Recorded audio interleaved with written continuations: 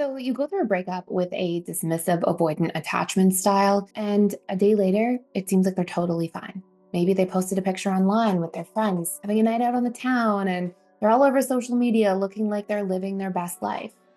Maybe you try to reach out to say, hey, do you want to have a follow-up conversation or have more closure? And they're like, no, I'm good. See, it's very common for dismissive avoidance to really seem like they're completely okay after a breakup. But at times, that couldn't be further from the truth. So while a dismissive avoidant may seem like they're completely okay after a breakup, there are actually stages that they tend to experience, and there are exceptions to the fact that they will suffer after a breakup. So in today's video, I'm going to unpack with you what are the stages that dismissive avoidants go through post-breakup. We're going to talk about when they actually may be totally okay after a breakup versus when they are not. And we'll talk about what you can do to create your own closure if you're somebody who just didn't feel like you got the rest of the closure you were needing after the relationship dynamic ended with you and the avoidant. So first and foremost, one of the most important things to recognize is that there are stages. We talk about this a lot on this channel, so we'll cover this part more quickly. There are stages that a dismissive avoidant experiences after a breakup. We often talk about the breakup boomerang effect for a dismissive avoidant, where the first 4 to 8 weeks, they're pretty good. And this is because they are emotional suppressors. They will park their feelings, they will push them down, and they will do their best not to feel.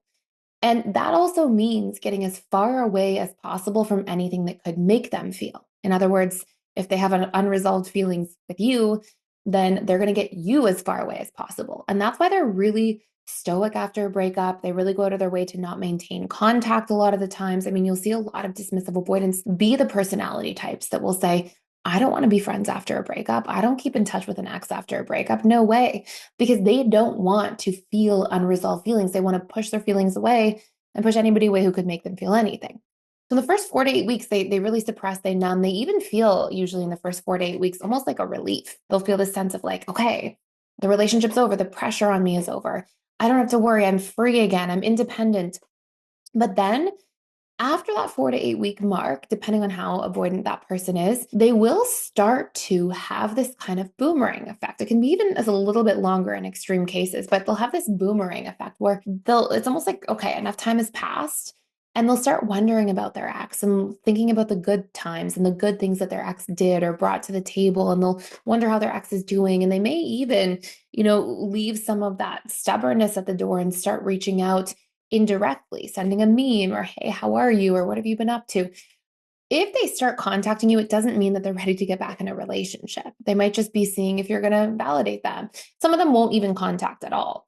But it's important to note that they process their feelings on a different timeline than other people. Now, the second part of this video I want to dive into here is that there's different experiences. Some dismissive avoidants actually are okay after a breakup, and some have that boomerang effect where they don't feel their feelings for the first few weeks, 4 to 8 weeks, maybe a little longer at times, but generally in that ballpark. And then they will eventually feel their feelings a little bit more later on and maybe regret. The first grouping of dismissive avoidants who actually is completely okay after a breakup are generally if a dismissive avoidant has dated somebody for less than 3 months. And the reason for this is that dismissive avoidants, they're slow to warm up. They're usually slower to develop feelings. They're not ones to really feel their feelings right away.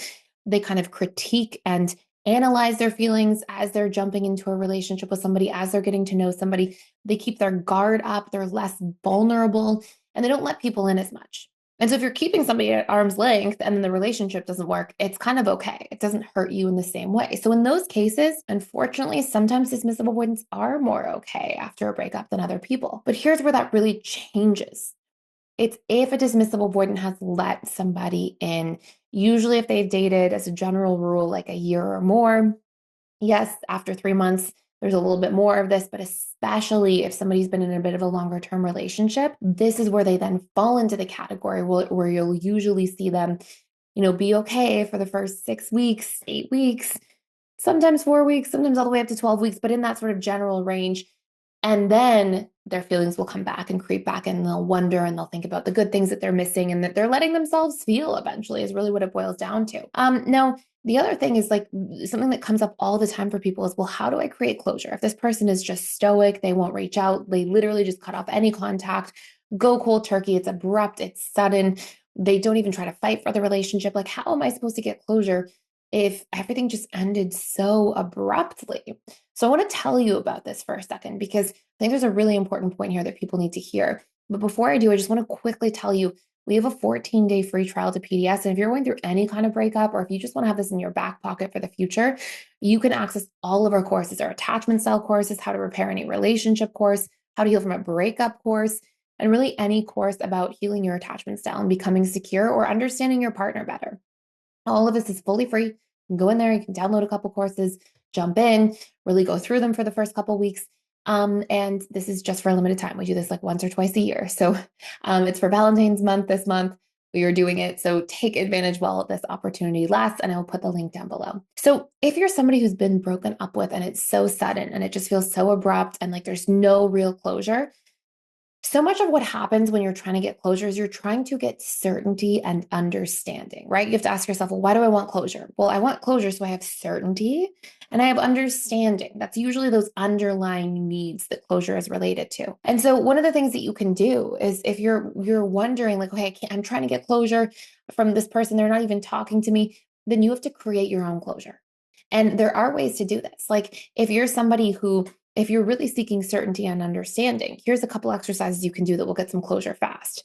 Number one, you can write out all of the costs of staying in that relationship. Why wasn't it working? Why were my needs not getting met? A great question to ask yourself is, how are you feeling in your body? Were you constantly feeling stressed or uncertain, or like you were walking on eggshells? Like, try to write out the costs. Like, how did I actually feel in the relationship? Was this really somebody who was making me feel great? Or was I in a position where, hey, the relationship didn't work out? It must have not worked for a reason. And so what would the cost be to staying with somebody like this? Maybe you were so preoccupied with this person, you weren't really present in your own life, perhaps. So write out all of the costs. And then I want you to write the benefits of letting this relationship go. And try to extrapolate it out. Like, not just the benefits now. I know it's hard right now when you don't have your own closure. But what are the benefits in the future? Like a year from now, 5 years from now, if this person wasn't going to commit, if they weren't going to open up or invest, what are the benefits of actually getting your own life back on track and putting your focus back into yourself? And that can just help restabilize us and give us some certainty. And then I want you to ask yourself too, what am I certain about? And try to make a list of all the things you're certain about. Certain that this person maybe wasn't the perfect match for me. Certain that, hey, here's what I can control now going forward. And I want you to, on top of certainty, because certainty and control often go hand in hand, also write out what is in my control to do next. Okay, how do I want to show up? What habits and routines do I want to have on a daily basis for myself?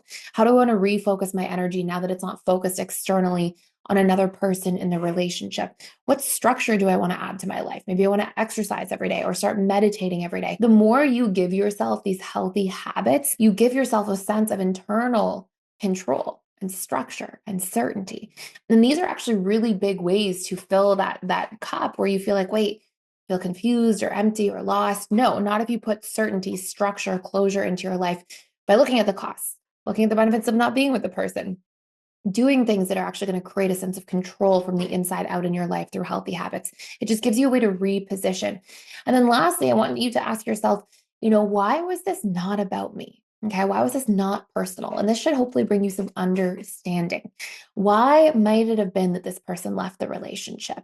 Other than it being about me, what are some reasons that they might not want to have continued? And sometimes we'll find that, they weren't available. They said they weren't ready from the beginning.